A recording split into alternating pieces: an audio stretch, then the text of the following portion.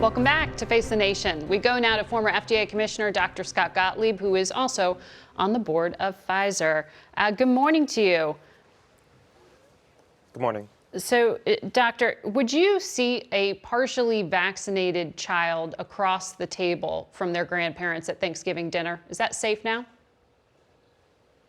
I think it's safe now. Look, we have the tools right now to protect that environment, and I don't think there's any reason why people can't get together for the holidays. They need to look at what the local prevalence is, what the risk is in their community, and they need to look at the risk within the setting in which they're gathering. If you have older individuals who are very vulnerable to this virus despite vaccination, or people you know who aren't going to respond well to the vaccine because they're immunocompromised, they might have other medical conditions, you need to try to protect that environment. But we have the tools to do that. We can use testing. Certainly children who are partially vaccinated have some immunity and they're going to be more protected in that environment. But I think using testing smartly in those settings can help protect that setting. So there is no vaccine mandate for these elementary school children who just became eligible and are getting shots in the arm right now. At what point can schools start to lift some of the regulations, things like quarantining after exposure? When do we begin peeling some of that back? I think after we get through this Delta wave, on the back end of this Delta wave, you're going to see prevalence be very low across the country. You look at what's happening in the South right now, where there's 7, 8 cases per 100,000 people per day after the Delta wave has swept through that part of the country. They paid a very heavy price for it in terms of high levels of infection. But I think after this Delta wave, this Delta virus moves through different parts of the country, and it's moving through the country right now. In another month to 2 months, I think we'll be on the back end of this, and prevalence will be very low, and you'll start to see local communities lift those restrictions. Some are already lifting them, but I think the schools are probably going to be the last places that we lift some of those restrictions. The uptake on the 5 to 11 vaccine has been very brisk, and I suspect that uptake's going to be better than 12 to 17. There was some estimates that uptake would be less than 12 to 17. I think it could be the opposite. Right now, CVS is scheduled to deliver more than 1 million vaccines to kids ages 5 to 11 today. So I think you're going to see broad immunity get put into a child population. Now, there won't be mandates on vaccines for kids for a very long time. I don't see that happening for years. But I do think a lot of parents are going to go out and vaccinate their children, and that's going to improve the situation of safety in schools. And you vaccinated your children, I understand. How do you assess the White House rollout? I think the White House rollout has been outstanding on the 5 to 11. Look how broadly available it is. Within a 2-week period, anyone who wants to vaccinate their child will be able to do it, ages 5 to 11. Some parents are going to have to wait a week to get an appointment. The appointments got filled up right away. But everyone's going to be able to vaccinate their kids within 7 to 10 days of the availability of this vaccine. And that owes to the work that Pfizer did, the company I'm on the board of, but also the administration, making sure that this was broadly available in the community and available in different kinds of sites. It's in pediatricians' offices. Communities are holding mass vaccine clinics around schools. It's available in the pharmacies. That's a very difficult logistical feat, and I think the administration learned from some of the past challenges we had rolling out the vaccine and corrected for a lot of the problems we've had in the past. So you said the other day that this is the end of the pandemic as we know it. What did you mean by that? Look, I think that that's right. I think that we're close to the end of the pandemic phase of this virus, and we're going to enter a more endemic phase. And as things improve, cases may pick up. That's what happened in the UK. The UK, we saw a spike in cases, but it's pretty much back to normal life at pre-pandemic types of levels in the UK right now, and cases are starting to decline again. So as the situation improves here in the U.S., people are going to go out more. Cases may pick up. But that doesn't mean that we're entering into another wave of infection. I think we're close to the end of this. This Delta wave is the last major wave of infection. We've always said that 2 of the events that would demarcate the end of this pandemic was being able to vaccinate our children. We're now able to do that down to age 5. And also having a widely available or orally accessible drug that could treat coronavirus at home to prevent people from being hospitalized or dying. And we now have 2 of those potential pills, one from Pfizer and one from Merck. And there will be more behind that. And parents of small children like me still waiting here. But for the first time in 18 months, vaccinated travelers who are adults and their unvaccinated children will be able to enter the United States. Travel is picking up. Will this feed into the Delta wave that you're talking about? Yeah, I don't think the travel coming in from outside the U.S. is going to feed additional infections or a lot of additional infections. It's really going to change the equation. A lot of the people who are coming into the U.S., first of all, they have to show that they've been vaccinated. A lot of them will make sure that they're not carrying the infection with them. They're not going to want to get caught in a foreign country with the infection. So I suspect a lot of people are going to be cautious about coming into the U.S. with the infection. What's going to happen is this Delta virus is going to play out through the country. There's not much we're going to be able to do at this point to interrupt it. We've seen the South be engulfed with the infection, and it's recovered. The virus spread to the Midwest and the mountain states, and now we see levels coming down in those parts of the country. And now it's starting to spread into the Great Lakes region and parts of New England. And what you've seen nationally is a stall in the decline in cases. That's not because we're seeing a pickup necessarily across the country. What's happening is that this Delta infection is moving from less populated areas where it had engulfed those regions with infection to more populated areas like Michigan, like Minnesota, like Wisconsin. So it's showing an overall stall in the decline nationally. This has to play out. The reality is this Delta infection is going to capture most people who remain unvaccinated at this point. We've done a phenomenal job vaccinating the adult population. Almost 81% of adults over the age of 18 have had at least one dose of vaccine. But for those who aren't getting vaccinated, they're going to get infected with this Delta variant, and that's going to ultimately be the end game. The Biden administration just pushed their deadline to January 4th for this test or vaccinate mandate for private businesses. We've already seen 27 different states file lawsuits in protest of it. You've been warning that there would be political backlash and it would have public health implications. Is this the scenario you envisioned? Well, the public health implications I worry about is that the opposition that's forming to these COVID mandates is going to bleed into opposition to other kinds of vaccine mandates and things that we've long come to accept, like mandates on childhood immunizations for school, even mandates on healthcare workers. People are going to start to oppose. They're not going to parse opposition to mandates on this COVID vaccine to mandates to other kinds of vaccines, and you're going to see vaccine uptake generally start to decline. That's what I worry about. And I think from a public policy standpoint, we need to ask ourselves, what is our goal? We vaccinated about 81% of adults over the age of 18. Where do we need to get to, and what price are we willing to pay in terms of cultural divide, acrimony, challenges, and also the creation of things like exemptions. So a lot of businesses right now are creating exemptions as a way out of these mandates, and that creates problems for the future as well. Dr. Gottlieb, always good to get your insights. We'll be right back with the head of Federal Express, Fred Smith. Stay with us. The strong employment report this week showed companies are creating jobs, but many employers are complaining that they cannot find workers to hire. That is just one of the factors being blamed for some of the supply chain blockage. We go now to FedEx CEO Fred Smith, who joins us from Memphis, Tennessee. Good morning to you. Good morning to you. I want to get to all that in a moment, but I want to ask you first about this infrastructure bill that is headed to the president's desk. $25 billion on airport runways, $110 billion to highways, investments in rail. You touch a large amount of transportation in this country. What does this bill do for you? Well, it's a step in the right direction. I haven't seen the details of the bill, but one of the three reasons that we're having the supply chain problems that we're having is the lack of investment in infrastructure and other policy changes that could have made our logistics system more flexible and nimble.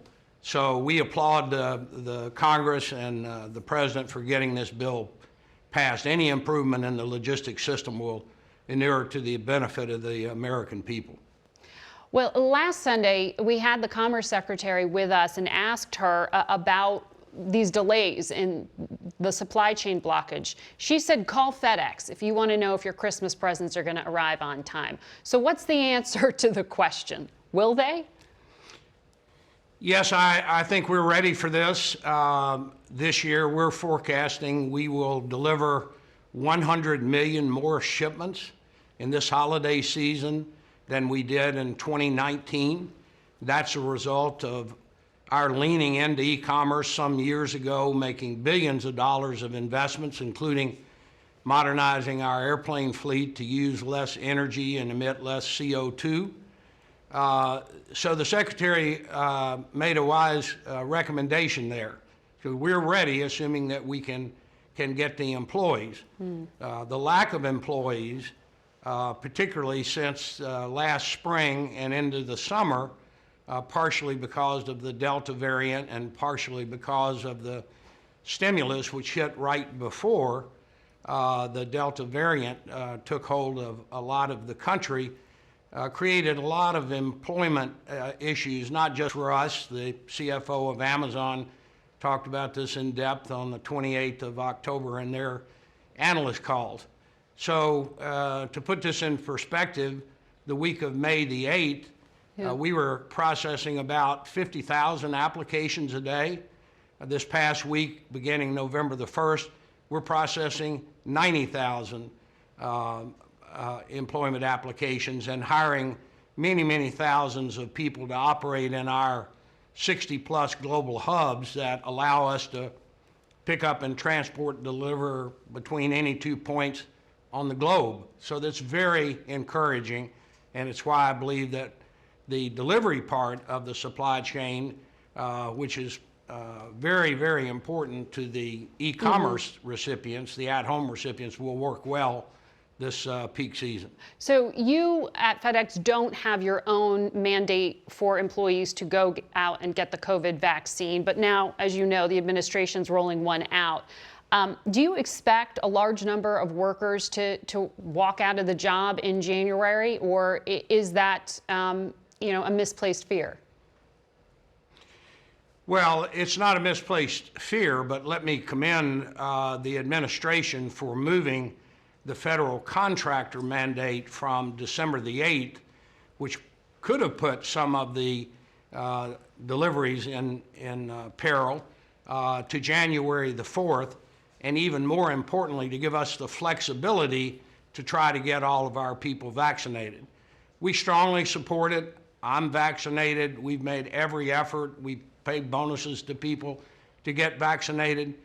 But the people that operate the pickup and delivery systems, the warehouses, and the fulfillment and sortation centers that make this country's logistics system go, there's a fair number of them, a large percentage, that simply do not want to be vaccinated.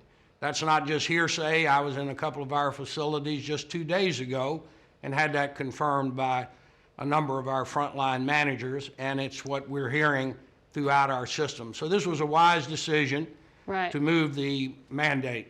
Well, so then what are you going to do when the mandate does take effect? Are you just going to have to pay fines, or is this manageable? Well, that's where I noted the federal government is giving us the flexibility to do that.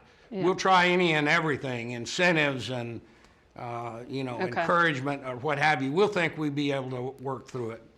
In terms of rising prices, I know jet fuel prices are up like 70% in the past year, crude oil spiking. You look at FedEx, you've had to raise prices in the coming year. For people who are looking around and saying my cost of living is going up, do you see any relief on the horizon? Well, we do. The inflation in the last quarter was about 5.4%. There is too much money. Demand is about 15% higher for goods today than it was in February 2020, and there are supply constraints. And in the case of energy, the demand coming back much more rapidly than people thought it would has raised the prices of energy. But we believe that the inflation will, in the middle of 22, begin to drift down a bit. But the main thing is to unclog the supply chains, which are having problems because of the so-called bullwhip effect, the lack of employment, and our inability to improve our infrastructure over the last 20 years. All three of those have had a big effect on the availability of moving goods through our system. All right, Fred Smith, thank you for answering the question, and we'll look out for those Christmas presents, as you say, should be arriving on time. We'll be back in a moment with some political analysis. Stay with us.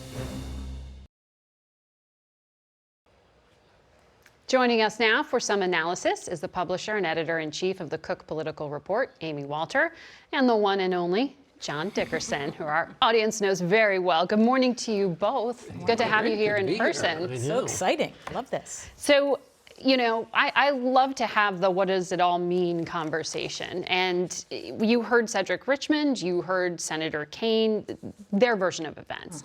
Amy, are Democrats like just totally overreacting here, or is there a real reason to be panicked? There's definitely a reason to be panicked. And some of it is historical. I think it was Mark Twain who said, history doesn't repeat itself, but it often rhymes. And this pattern we saw in Virginia and New Jersey feels very familiar because we've lived through it. We saw it in 2006, we saw it in 2010, we saw it in 2018.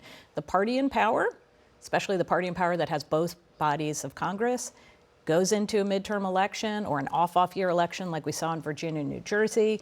The president's unpopular, the other side is fired up, and the party in power is not quite as energized and engaged. And you put those three things together and you get what we had in 06, 10, and 18, which is a blowout election for the other party, the party that's not in the White House. And another historical thing we see is after a loss like this, the losing party engages in this massive effort of diagnosis. To solve a problem, you have to diagnose it, then you have to fix it. But everybody's giving a different diagnosis, and there's a huge fight over the diagnosis. They can't even get to the executing the solution because they're still arguing over the diagnosis. And that's the fix that Democrats are in right now. Well, and Senator Kaine said, don't be the dithering and delaying party, be the doer party. Is the local really about the national? Well, yes and no. As Amy pointed out, that ugly national picture that is hurting Democrats, as you would expect it to because of history, that ugly national picture is made even uglier when it looks like nothing's happening in Washington. What you heard from Senator Kaine, or what I heard implicit in everything what he was saying was, pass this bill, so we can talk about something on the campaign trail, shift the topic off of other things and talk about what we're doing. So his message was, boy, this week really set us, we got to get going on this legislation. It may not work, but you got to have something. And a piece of legislation that's passed is better than having nothing. Right. Amy, the exit polls, as we went through with Senator Kaine, showed economy, education, taxes. The Republican candidate, soon to be governor, led on all of those things on substance. So did Glenn Youngkin kind of form the platform for the GOP to take back control in 2022 with these midterm races? Well, he certainly showed the roadmap for how a Republican in a blue state, I mean, let's not forget Virginia, it's not just that Joe Biden carried the state by 10, Obama carried this state in 08 and 12. So this is a blue state. He did that by being able to get above Donald Trump. Donald Trump was not a part of this campaign. He was able to keep him at arm's length.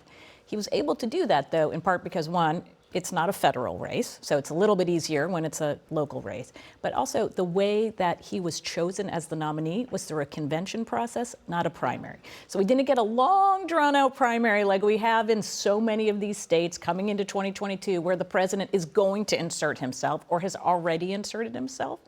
But what Youngkin was able to do was the wind is at his back, and he was able then to focus on the things that he knew would win back those swing voters, right? Education, economy, taxes. Those are classic, not just for the suburbs in and around Washington, but for the rest of the state as well. And just to pick up on what Amy's saying, the reason primary is important is the purchase price to do well in a primary is wrapping your arms around Donald Trump. And since Youngkin didn't have to do that, he created some of that distance. He also had a second issue that was firing up the Trump base. One of the reasons you have to embrace President Trump is because he's got all those voters. And the key question for any Republican is, will the Trump voter turn out for you if you're not Donald Trump?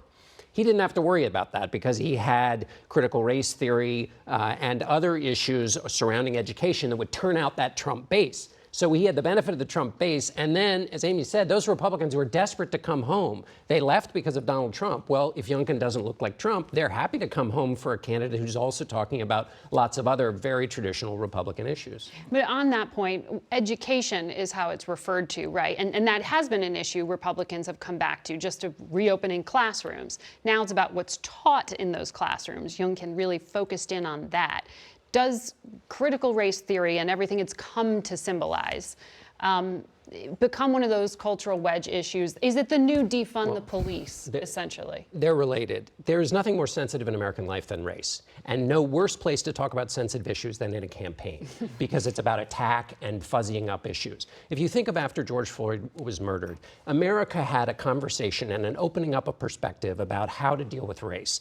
It was in corporations, it was in politics, it was in religion, and in the schoolroom, there was a feeling that you had to teach that racism didn't just come with a white hood.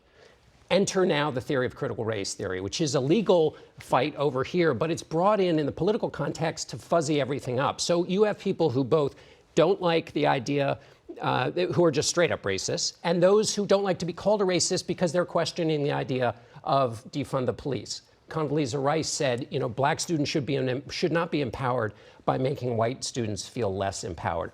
What somebody would respond is, yes, but we can have a conversation about the contemporary ramifications of historical racism. We should be able to, but you can't in a political fight. Yeah, nuance is not great in campaigns. Nuance doesn't happen in campaigns. So the question for Democrats. Just in the campaigns, we're seeing this in school board protests. This is Sure. really Absolutely. being used to galvanize.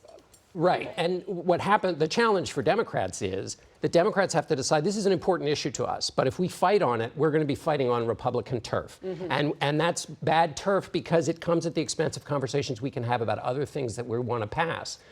If they don't talk about critical race theory, though, they're giving up an issue they care a great deal about. Right, and they're going to say, especially for younger voters of color who were marching in the streets in 2020, they're saying, well, that's it, Democrats? That's all you're going to give to us is we came out, we voted for you, and now you're backing off saying, well, we have to be very careful about how we talk about these issues. We can't lose our suburban voters. But I don't know if this issue would have gotten the traction it would have gotten without everything else that was going on, which is a national political environment bad for Democrats and students coming back into a classroom that looks and feels different. Anybody who has a child who tried to survive the pandemic knows that their kids are struggling, that teachers are struggling. So when you hear these school board meetings, a lot of it isn't just about, it's not about that. It's, oh my gosh, my child who has special needs was totally left out, or my kid has fallen through the cracks, or why weren't teachers there in person? We needed to have them there. Why did they cut out sports and AP classes? It's deeper than just that, but that motivated the base for sure. It's anger, it's anxiety, it's everything that's going on. Thank you for your analysis. You're welcome. And we will be right back.